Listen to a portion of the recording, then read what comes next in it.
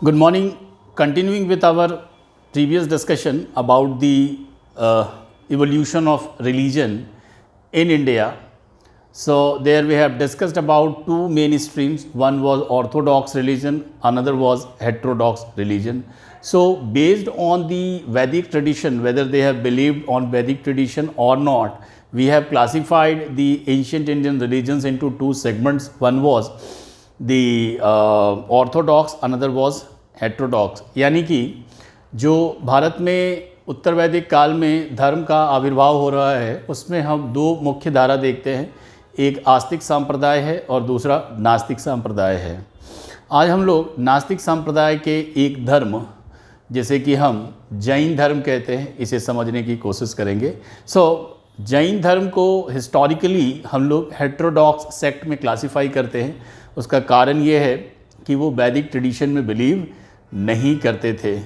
आप एक और चीज़ देखेंगे जो बहुत महत्वपूर्ण है कि ऐसी कौन सी भौतिक कारण थे, ऐसे कौन से भौतिक कारण थे जिसकी वजह से भारत में बुद्धिज़्म और जैनिज़्म जैसे धर्म का आविर्भाव हुआ और ये बहुत ही सफल भी रहे अपने समय में। तो अगर उस समय के मटीरियल कल्चर को हम समझने की कोशिश करेंगे, उस समय की जो भौतिक संस्कृति थी उसको समझना बहुत ज़रूरी है। तो 1000 BC ऑनवर्ड्स इंडिया में आयरन का इन्वेंशन हो चुका था और जब आर्यंस ने उत्तर से उत्तर पूर्वी भारत की तरफ बढ़ना शुरू किया तो एक रेफरेंस आता है कि वो मिथिला तक जाकर रुक जाते हैं, राइट। उसी कॉन्टेक्स्ट में हमें ये समझना है कि जो मिडिल गैंजेटिक प्लेन है वो मेजर हब है रिलीजियस इवोल्यूशन का, या जो कल्चरल शेप ले रहा है उस समय लेटर वैदिक पीरियड में इंडिया, वो उसका मेजर हब है। उसमें हमें ये समझना है कि कैसे जो आयरन का इन्वेंशन है उसने कैसे लाइफ को पूरी तरीके से बदल दिया।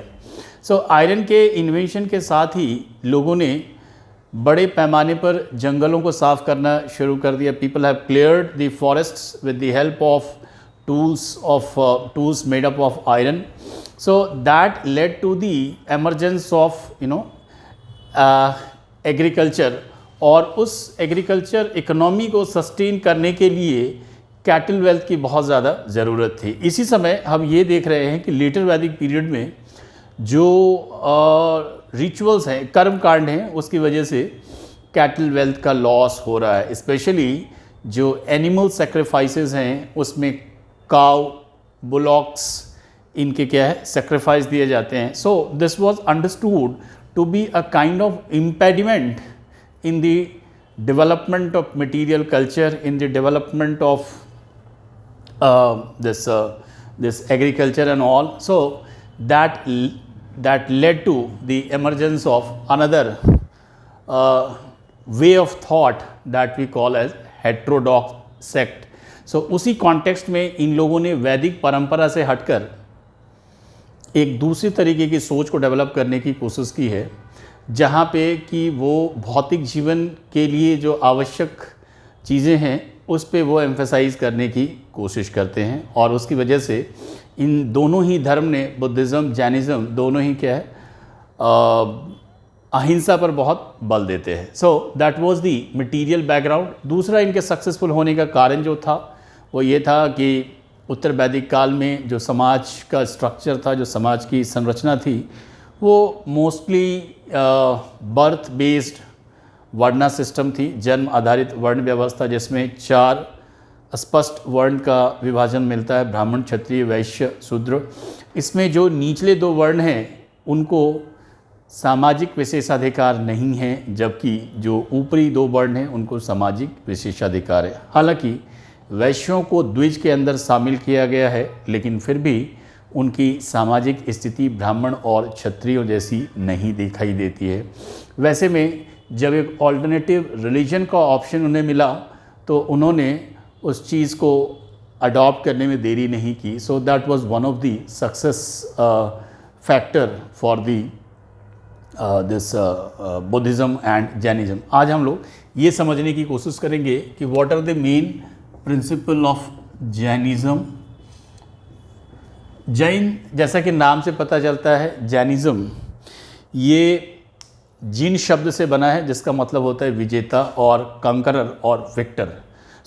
इसके बारे में एक थोड़ी सी जो बैकग्राउंड है उसको हम समझ लेते हैं। जैन धर्म की परंपरा के अनुसार जैन धर्म में 24 तीर्थंकर हुए हैं, जिसमें 24वें तीर्थंकर के तौर पर वर्धमान महावीर का नाम आता है, जो कि मिथिला के आसपास के क्षेत्र में जो एक गणराज्य था वहाँ के रहने वाले थे। बेसिकली वो भी एक गणराज्य से बिलोंग करते थे और उनकी जो माता थी वो त्रिशला, वो मगध राज के बहन थी। तो इस तरीके से जो इनका परिवार था वो राज परिवार था। आप जब बैकग्राउंड चेक करेंगे तो महावीर और वर्धमान महावीर और गौतम बुद्ध दोनों ही राज परिवार से आते हैं, दोनों ही क्षत्रिय हैं, जिन्होंने कि एक तरीके का बौद्धिक आंदोलन की शुरुआत की थी। ऐसे में जो परंपरा ये कहती है कि वर्धमान महावीर के पहले 23 और तीर्थंकर थे और उसमें जो 23वें तीर्थंकर थे, पार्श्वनाथ के बारे में इतिहास में काफ़ी उनकी चर्चा मिलती है, और उसके बाद 24वें तीर्थंकर वर्धमान महावीर हैं। तो इनके बारे में जो सामान्य जानकारी है, कब पैदा हुए, इनके क्या और कौन सा राज्य था, ये सारी चीज़ें आपको बुक में मिल जाएंगी। जो आज मैं डिस्कस करना चाह रहा हूँ वो बहुत ही इम्पॉर्टेंट है, वो है जैन फ़िलॉसफ़ी। इस पर काफ़ी सारे सवाल भी होते हैं और इसके सवालों को बहुत आसानी से आप टैकल नहीं कर सकते जब तक आप इस कॉन्सेप्ट को नहीं समझते हैं। In Jain philosophy today we shall be discussing about what were their core believe. तो जैन फिलॉसफी का जो आधार है उसको कहा जाता है अनेकांतवाद।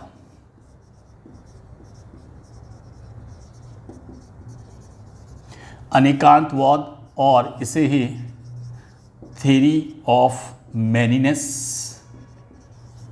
या डॉक्ट्रिन ऑफ मैनीनेस भी कहते हैं। ये है अनेकांतवाद।